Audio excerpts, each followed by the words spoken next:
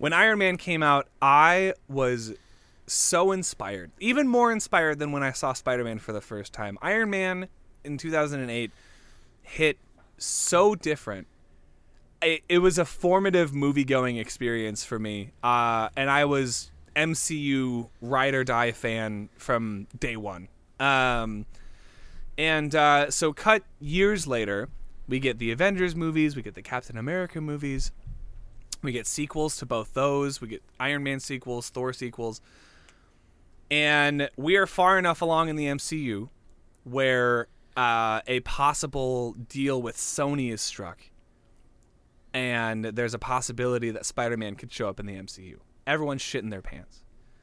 And then the first trailer for Captain America Civil War comes out and shows a Tom Holland Peter Parker, who at that point we hadn't seen his face. He had a single line in the trailer, but Iron Man goes, and then Spider-Man flips over, steals Captain America's shield, lands on the frickin', whatever he landed on. It was like a container unit or whatever. And he's like, hey everyone. Yeah, that's it. And then the trailer ends. And I remember I watched that shit over and over and over again. And that was my main draw. It was Iron Man and it was Spider-Man, my two favorite superheroes at the time, in the same movie. So naturally, going into Civil War was a huge experience for me. And leading up to Civil War was I don't know. It was special, right? I went alone because no one else. It came out when I was in college, and no one else wanted to go to the Thursday night premiere with me. I had class the next day at like 9 a.m. And by the time I got out of the movie theater, it was like 12:30. But I remember leaving that movie and not only being completely satisfied with how they did Spider-Man's character and how they treated him, not only being satisfied with the action and the story and the pacing, but it made me fall in love with Iron Man even more.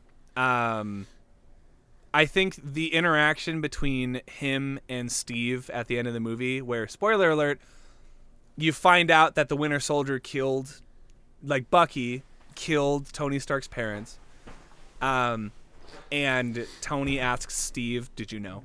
That whole interaction was so tense, and it's one of the very few times, and one of the first times I think that I ever cried in an MCU movie, or teared up. I know I'm being a little dramatic, but there was just something about Robert Downey Jr.'s acting and Chris Evans' acting and what that meant for the overall MCU that all hit in one moment. The fights feel very visceral and emotional. It's characters that you've known for years fighting other characters that you've known and loved for years. I remember the whole Team Tony or Team Cap debate leading up to the movie was really fun to be a part of, just figuring out which team you'd rather be on. Spider-Man being on Tony Stark's team made it a no-brainer for me. But also you got introduced to Chadwick Boseman as Black Panther for the very first time as T'Challa. And I was, we were talking about this beforehand, what my favorite superhero movie would be. And I said it was a toss-up between a couple, Infinity War being one of them. But I think whereas Infinity War is a culmination of so many things and kind of relies on your investment in the MCU up until that point, I feel like Civil War does that to a lesser degree, but because it does it to a lesser degree, it's way more accessible. So for me, going into Civil War, I could watch that at any time, and from beginning to end, it's a story that could stand up on its own, whereas Infinity War, if I were to go into that movie without having seen any other MCU movie, or if I were to go into that and try to show someone who's never seen an MCU movie Infinity War, I think it wouldn't go as smoothly as showing someone Civil War. Granted, that's not why I love Civil War, but I just think choosing between Civil War and Infinity War, that kind of helped because I love both movies. But Civil War did a lot for Tony's character. It did a lot for reintroducing Spider-Man. It introduced T'Challa. The fight scenes are done really well. The acting is really good. That's the most surface level compliment I can give to the acting. Yeah, it was really good. The acting was really good. All of the emotions are very visceral, and the character interactions and the way that character ideals clash with one another over the Sokovia Accords. It's the political espionage of Winter Soldier combined with the flashiness of Infinity War. And it just comes together in a really spectacular, beautiful way, in my opinion. So I don't know. He's a great movie. It's a great movie. He's a great movie. What do you think? Dude, I'll never forget just like when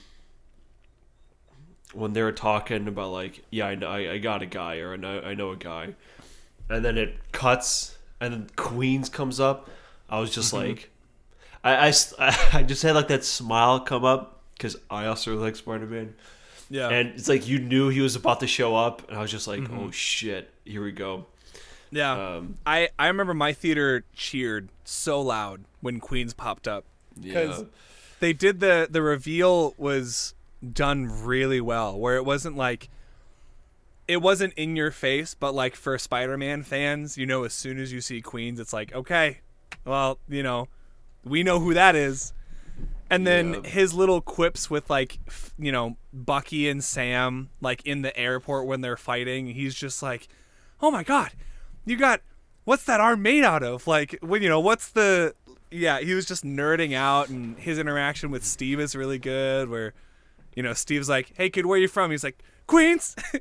And Steve is just like, he smiles, and he's like, Brooklyn. He just runs away. It's moments like that are like, I don't know. I feel like Infinity War has a lot of hype moments, but there aren't as many like small character interactions because there's so many characters to deal with. Yeah, because even before then, just like when Tony first shows up in the apartment, like in the room, and he's like, oh, like holding up the suit, and like the like when he webs his hand to the door, just like, get me out of this.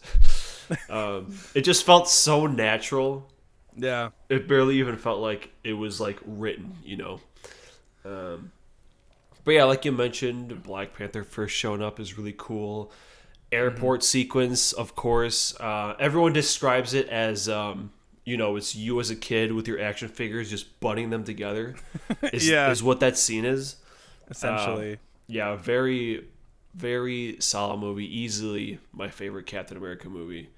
Because it really transcends Captain America. It's like Avengers 2.5. Yeah. But at the end of the day, too, I feel like it does serve its purpose in the Captain America story, because like as much as it is Avengers 2.5, it like you get to the end of the movie and it's very much, even if Cap isn't necessarily the main character, or even if he doesn't feel like the main character, it's still his decisions that inform the rest of the movie. It's like, the fact that Captain America the fact that Steve didn't tell Tony, like, hey, we're doing everything that we can to rescue this guy, but this might be a conflict of interest for you. It makes Steve that much more of an active character in that story, rather than like, oh, I'm gonna join the fight because I've been asked to. It's like, no.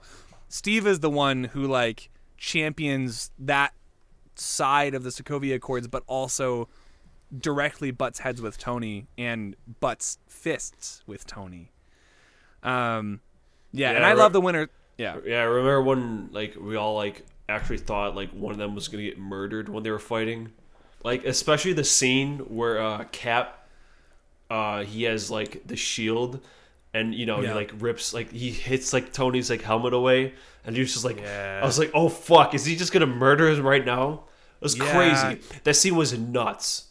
Yeah, All right. and the fight choreography. There's a specific scene where Iron Man, where Tony is single-handedly like fending off both Bucky and Cap, and it's like that single shot of all of that action happening. It's just so well choreographed. It's a thing of beauty. Like, yeah, and because it's so much more small scale than Infinity War, I hate to keep bringing it up as a direct comparison, but again, these were the two that I was competing with in my head as to whether or not they were my favorite. But I was like, because everything is smaller scale, it feels a little bit more personal, and I think that's why I like it more, is precisely for the personal character interactions. You get the personal conflicts, you get the smaller scale fights.